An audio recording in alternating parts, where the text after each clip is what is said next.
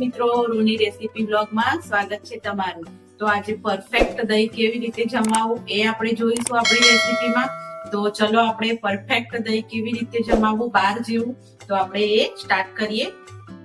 તો આ રીતે આપણે દૂધને ગરમ કરવા મૂકી દેવાનું છે। આ મેં કાચું દૂધ લીધેલું છે અને 700 થી 800 ગ્રામ જેટલું દૂધ છે।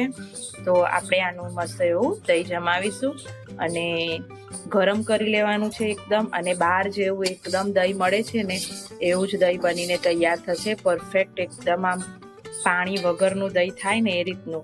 પણ હા, એ ખાસ વાતનું ધ્યાન રાખવાનું કે આપણે દહીં જમાવીએ એટલે આપણે મલાઈવાળું જ દૂધ લેવાનું છે। જે કાચું દૂધ હોય એ જ લેવાનું છે, પછી એ દૂધની મલાઈ કે એવું નથી ઉતારી દેવાનું।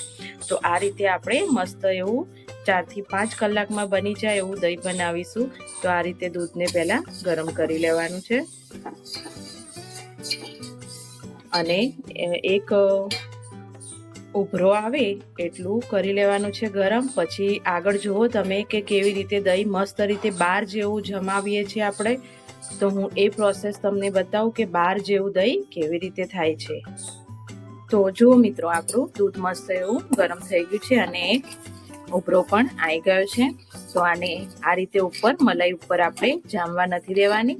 આ રીતે થોડી વાર 2 થી 5 મિનિટ આપણે હલાવતા રહેશું અને દૂધને ઠંડુ થવા દેશું।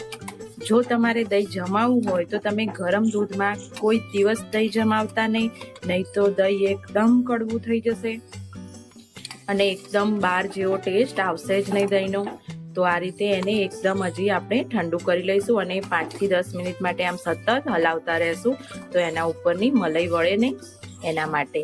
તો આ રીતે આપણે હલાવતા રહીશું। તો આપણું દહીં જમાવાનું માટેનું દૂધ તૈયાર છે। જો આ રીતે કરી લઈશું અને આમ આંગળી નાખીએ તો આંગળીને એકદમ ઠંડુ પણ નહીં અને ગરમ પણ નહીં, આંગળી ઇઝીલી જાય એવી રીતનું દહીં આપણે ઠંડુ કરવાનું છે। હવે એને આપણે જેમાં જમાવાનું છે એ વાસણમાં આપણે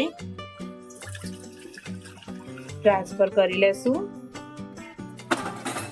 અને પછી હવે એને આપણે એમાં 1 ચમચી જેટલું હું દહીં નાખી દઈશ આ રીતે, બસ। અને આ દૂધને હવે હલાવવાનું નથી વધારે અને એ જ રીતે આપણે ઢાંકી દેશું અને એવી જગ્યાએ ઢાંકીને મૂકીશું કે જ્યાં થોડી ગરમ જગ્યા હોય, જેમ કે કબાટની અંદર, કુકરના અંદર મૂકી અને પછી એનું ઢાંકણ ખાલી ઉપર બંધ કરી દેવાનું, એટલે એને ગરમ જગ્યા મળી જશે। એ રીતે આપણે દહીંને જમાવા મૂકી દઈશું। તો હું આવી રીતે દહીં જમાવું છું તો 4 થી 5 કલાકમાં થઈ જશે। જો કે ઠંડી હોય, શિયાળો હોય તો દહીં જલ્દી જામતું નથી અને આ પ્રોસેસથી કરશો તો જલ્દીથી જામી જશે। આમને કુકરના અંદર મૂકી અને ઢાંકણ આ રીતે કુકરનું બંધ કરી અને સાઈડમાં મૂકી દેશું તો આપણું દહીં તૈયાર થઈ જશે। જો આપણું દહીં એકદમ પરફેક્ટ થઈને તૈયાર છે। મેં આને 4 થી 5 કલાક સુધી આવી રીતે ગરમ જગ્યાએ રાખી દીધું હતું દહીં અને એકદમ મસ્ત એવું દહીં આપણું તૈયાર છે। જો એકદમ બહાર જેવું દહીં તૈયાર છે। જો છે ને એકદમ બહાર જેવું। તો તમે પણ આવી રીતે ઘરે દહીં જમાવાનો ટ્રાય કરી શકો છો અને આવી જ રીતે મસ્ત બહાર જેવું જ દહીં બનશે।